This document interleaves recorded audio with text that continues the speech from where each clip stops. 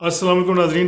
अच्छा नाजरीन, आज हमारे साथ ब्रेडफोर्ड यूके से एक बहुत ही अच्छे आर्टिस्ट, बहुत ही अच्छे राइटर, बहुत ही अच्छे डायरेक्टर, जो कि इंग्लैंड के अंदर जो सकाफती सरगर्मी हैं उनको ज़िंदा रखे हुए हैं, वहाँ पे बहुत सा काम कर रहे हैं। तो वो हमारे मेहमान हैं। मेरी मुराद आज हमारे गेस्ट हैं जनाब शफीकुर रहमान अमर साहब। तो सबसे पहले शफीक साहब, आप ये बताइए कि शोबस के हवाले से आपकी आजकल क्या मसरूफियात हैं। मसरूफियत बस ये लिखने के अलावा तो और कोई ख़ास मसरूफियत नहीं है। कुछ प्रोजेक्ट जो मेरे बन के ऑन एयर जा चुके हैं, तो कुछ पे काम हो रहा है, एक स्क्रिप्ट लिख रहा हूँ, कुछ टेलीफिल्म्स हैं और एक आध बड़ी फिल्म के लिए काम हो रहा है। अच्छा, आप इंग्लैंड के अंदर काम करते हैं, वहाँ पे जो उनकी ज़बान है वो इंग्लिश लैंग्वेज वहाँ पे बोली जाती है। तो आप किन किन ज़बानों में काम करते हैं? आप उर्दू में भी करते हैं, पंजाबी में करते हैं या इंग्लिश में करते हैं? थोड़ी सी तफसील बताइए, किन किन ज़बानों में आप काम करते हैं वहाँ पे। बुनियादी तौर पर तो मैं पंजाबी हूँ, लाहौर से मेरा ताल्लुक़ है और ख़मीर भी उसी शहर से उठा है। तो पंजाबी में लिखी हैं मैंने, फिल्में लिखी पाकिस्तान में, उर्दू में भी फिल्में लिखी हैं और टीवी के लिए उर्दू में काम किया है। और यूके में आके तो यहाँ मिक्स कल्चर है, सिखों की पंजाबी है और हमारी पंजाबी है, उसमें थोड़ा डिफरेंस है। फिर एक यहाँ पुठवारी ज़ुबान माशाल्लाह बहुत ज़्यादा बोली जाती है यूके में, तो उस ज़ुबान में भी लिखने की कोशिश की है। और इंग्लिश यूके की मदर लैंग्वेज है, तो उसमें भी ये तो अपने करेक्टर पे होता है कि आप करेक्टर कौन सा डेवलप कर रहे हैं, तो वो किस ज़ुबान से ताल्लुक़ रखता है, तो फिर वही ज़ुबान लिखनी पड़ती है। अच्छा शफीक साहब, आप थोड़ा सा ये बताइए कि आप को कितना अरसा शोबस के अंदर जो है ना, कितना अरसा हो कहते गया हैं है? कि उम्र गुजरी है इसी दश्त की स्याही में। तो मैं तो स्कूल टाइम से ही जहाँ तक याद पड़ता है 7वीं क्लास में था जब मैं एस सुलेमान साहब के पास एज ए असिस्टेंट डायरेक्शन में गया हूँ। तो तब से मैट्रिक भी उधर ही की है, फिर कॉलेज लाइफ भी मेरी स्टूडियो में ही गुजरी है, साथ साथ कॉलेज साथ स्टूडियो, फिर इंडिपेंडेंट हुआ हूँ।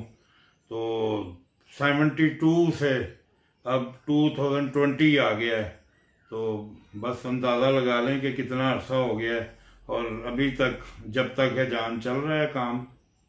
अच्छा, आप स्टार वर्ल्ड प्रोडक्शन हाउस भी चला रहे हैं, तो थोड़ी सी इसके हवाले से हमें तफसील बताइए कि ये जो आपने स्टार वर्ल्ड यूके प्रोडक्शन जो है, इसका कब से आगाज़ किया है और इस प्लेटफॉर्म से आप क्या क्या काम कर रहे हैं? थोड़ा सा इसकी तफसील बताइए हमें। जी, स्टार वर्ल्ड यूके प्रोडक्शन जब यहाँ यूके में आया हूँ 2004 से, तो उसके बाद फिर चूँकि यहाँ पे इतनी प्रोडक्शन है नहीं थी, ख़ासकर अपने लोग, तो इंग्लिश कंपनियाँ बहुत सी हैं जो यहाँ काम कर रही हैं।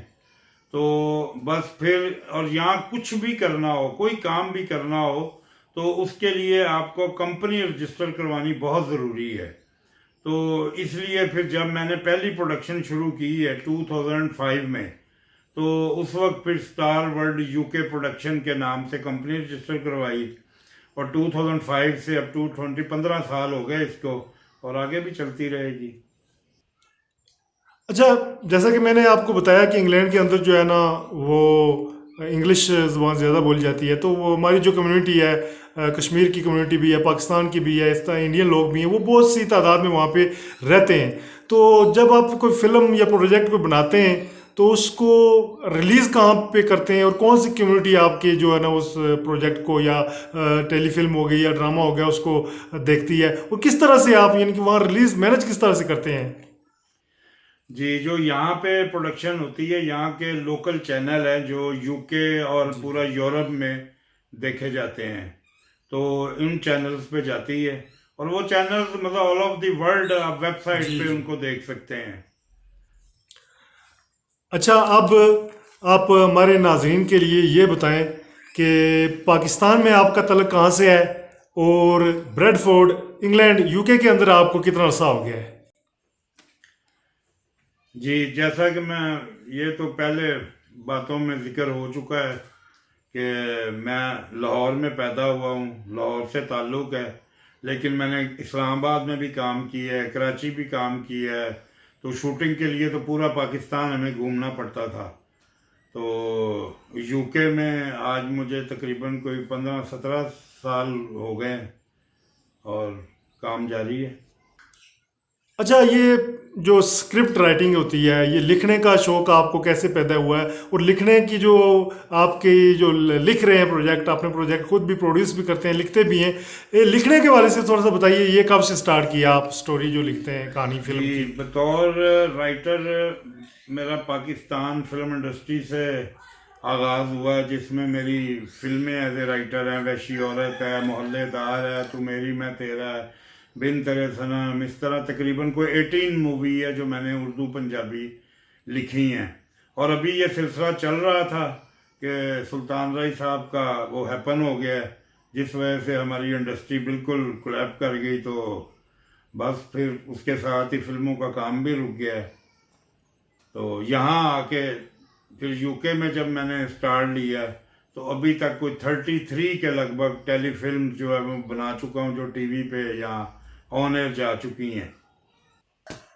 अच्छा, मीडियम तो सारे ही अच्छे होते हैं। जैसे कि आप शोबस के वाले से लें तो इसमें स्टेज है, टीवी है, कंपेयरिंग है, और बहुत से मीडियम में सिंगिंग है।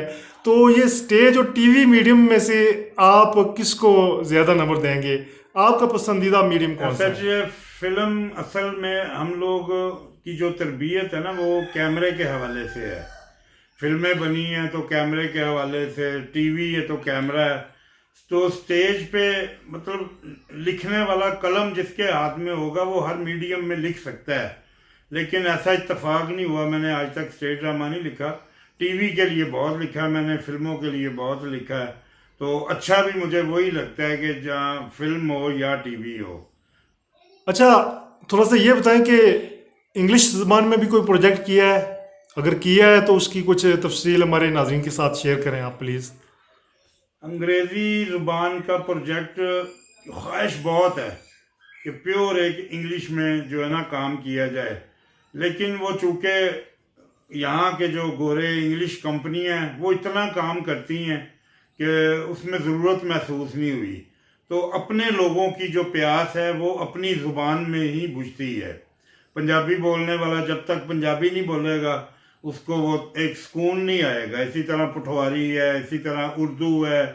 तो ये हम लोगों के पाकिस्तान की जो ज़ुबानें हैं, तो हम यूके में बैठ के भी दिलों में हमारे आज भी पाकिस्तान ही बसता है, और पाकिस्तान की ज़ुबानें जो हैं वही हमारी रूह में उतरी हुई हैं, उसी से तस्कीन मिलती है। तो इंशाल्लाह कभी मौका मिला तो इंग्लिश में भी काम तो वही है। अच्छा, आर्टिस्टों के वाले से ये एक खुशाइंद बात होती है कि उन्हें मुख्तलिफ जगहों का विज़िट करने का मौका मिलता रहता है, कभी शूटिंग के सिलसिले में, कभी किसी प्रोजेक्ट की डिस्कशन के सिलसिले में। तो ज़्यादातर शूटिंग के लिए या स्टेज प्रोग्राम के लिए वो एक शहर से दूसरे शहर, एक मुल्क से दूसरे मुल्क ट्रैवल करते रहते हैं। तो आप किन किन शहरों में जा चुके हैं, कहाँ कहाँ आप ट्रैवल कर चुके हैं अब तक? जी, ये काम इस तरह का है कि ये मतलब पिकनिक की पिकनिक होती है। जब हम शूट पे निकलते हैं तो वो डिपेंड होता है कि आपका स्क्रिप्ट जो है वो किस बैकग्राउंड में है। तो वो फिर लोकेशन के लिए हमें निकलना पड़ता है दूर दूर। तो वैसे तो मैं मतलब पाकिस्तान में था जब स्विट्ज़रलैंड में एक टेलीफिल्म की थी, कल का सूरज। फिर सजोर्नो के नाम से इटली में किया था काम। तो बाकी यूके में कर रहे हैं। तो पाकिस्तान तकरीबन जितना भी है ये सारा घूमे हुए हम लोग। तो बस वो डिपेंड होता है। अब आगे प्लान में है मेरे कि ग्रीस में करना है, कुछ प्रोजेक्ट ग्रीस में करेंगे। फिर पाकिस्तान का भी मूड बन रहा है। तो देखें, किस्मत में होता है सफ़र, जहाँ तो कदम उठ जाते हैं, चले जाते हैं वहाँ पे। आप इंग्लैंड के अंदर होते हैं, वहाँ पे चलो ठीक है, वो एक तरक्की याफ्ता मुल्क है, वहाँ पे हालात कुछ और होंगे, लेकिन पाकिस्तान के अंदर थोड़े से हालात जो हैं डिफरेंट हैं। तो आप क्या समझते हैं कि पाकिस्तान के अंदर फ़नकारों को शोबज़ की फील्ड में आने के लिए किन किन मुश्किलात का सामना करना पड़ता है? क्या कोई बेहतर प्लेटफॉर्म मौजूद है इनके पास? मुश्किलात का सामना तो खुद उनकी अपनी ज़ात से ही शुरू होता है कि सबसे पहले शौक़ तो हर दूसरे आदमी को होता है कि मैं स्क्रीन पे आऊँ एज ए एक्टर आऊँ या किसी भी रूम में आऊँ, तो सबसे पहले तो उसे खुद का अपना मुनसफ होना चाहिए कि आया जिस काम में मैं जा रहा हूँ, जिस दरिया में उतर रहा हूँ, मुझे तैरना भी आता है या नहीं। तो जिसको तैरना नहीं आता होगा वो डूब जाएगा, तो अगर तैरना आता है तो फिर आए। तो जहाँ पे अब बॉलीवुड है या पाकिस्तान है, वहाँ तो चांस कोई नहीं देते, वहाँ तो स्टारडम है कि जो पैसा लगाता है वो कहता है यार बिग स्टार जो है, जिनकी वैल्यू है, उनको कास्ट करो और प्रोजेक्ट बनाओ। तो यहाँ पे ये इशू नहीं है यूके में। यूके में हम लोगों का ये प्लेटफॉर्म जो वो बना ही इसीलिए है कि जितना टैलेंट है, जितना शौक है लोगों को, हम मौका देते हैं। लेकिन यहाँ पे आके प्रॉब्लम ये हो जाती है कि टाइम नहीं है जी रोजी रोटी कमानी। मैं फिर कहता हूँ कि पहले रोजी रोटी कमाओ, पेट भरो, जब इतने पैसे हो जाएंगे फिर ये शौक जो है ना उसकी परवरिश करो आके। अच्छा, अब आप थोड़ा ब्रेडफोर्ड के बारे में बताएं। इंग्लैंड के अंदर जो है आप होते हैं, तो ब्रेडफोर्ड कैसा शहर है, उसके बारे में थोड़ा सा हमारे नाज़रीन के साथ कुछ शेयर करें ना। ब्रेडफोर्ड बहुत खूबसूरत टाउन है। मैं लंदन में रहा हूँ 1.5 साल, तो वहाँ ऐसे ही लगा कि कुछ लोगों को आप पकड़ने की कोशिश कर रहे हैं और कुछ लोग आपको पकड़ने की कोशिश कर रहे हैं। रुके हुए लोग बहुत कम नज़र आते हैं, जबकि उसकी निस्बत जो है ब्रेडफोर्ड एक बड़ा पुरसकून वादी है। पहाड़ हैं, इसमें ऊंचे नीचे रास्ते हैं, नशेबो फराज है, और लोगों में अभी भी एक मोहब्बत और जज्बा एक दूसरे की खिदमत का, एक दूसरे की मदद का पाया जाता है, जो कि आपको ब्रेडफोर्ड के अलावा दूसरे शहरों में नज़र नहीं आएगा। तो ब्रेडफोर्ड में रह के अपनाइयत सी महसूस होती है कि अपने लोग हैं। तो यहाँ कितने लोग हैं जिनको इंग्लिश ज़ुबान नहीं आती, लेकिन उम्र गुजर गई है, उनको ज़रूरत ही महसूस नहीं हुई कि हमें इंग्लिश ज़ुबान नहीं आती। तो सारे काम चल रहे हैं, अपनी ज़ुबान बड़े अच्छे तरीके से यहाँ पटवारी बोली जाती है। अच्छा शफीक साहब, आखिर में आप हमारे नाज़रीन को कोई मैसेज देना चाहें, हमारे नाज़रीन के साथ कोई बात शेयर करना चाहें, कोई अगर मैसेज है तो प्लीज़ वो हमारे नाज़रीन के साथ शेयर करें। नाजरीन को क्या पैगाम मैं दूंगा, इस काबिल तो नहीं हूं कि मैं कोई पैगाम दूं। तो बस यही है कि आप अपने इर्द गिर्द माहौल जो है उसको खुशगवार रखें, एक दूसरे का ख्याल करें। मोहब्बत एक ऐसा रिश्ता है जिसको जितना बांटें तो उतना अच्छा है, नफ़रत से गुरेज करें। तो बस और मैं क्या कहना चाहता हूँ कि जो इंसान अपने लिए सोचता है अच्छा ही अच्छा सोचता है अपने लिए, तो वही अगर दूसरे के लिए सोचे तो मेरा ख्याल है कि बहुत से मुश्किलात जो है ना वो आसान हो जाएंगी। तो नाजरीन, ये थे हमारे साथ शफीकुर रहमान आमर साहब, जो कि ब्रेडफोर्ड में मुकीम है। वहाँ पे कल्चरल एक्टिविटीज़ के वाले से इनका नाम है। वहाँ पे आर्ट को प्रमोट करने में ये अपना किरदार अदा कर रहे हैं। ये हमारे साथ आज मौजूद थे, इनका बेहद शुक्रिया। अगली वीडियो में किसी नई शख्सियत के साथ दोबारा आपसे मुलाकात होगी। जब तक के लिए मुझे दें इजाज़त। मैं हूँ अल्ताफ़ मलिक और आप देख रहे हैं AMWW TV Urdu. Subscribe this channel kindly.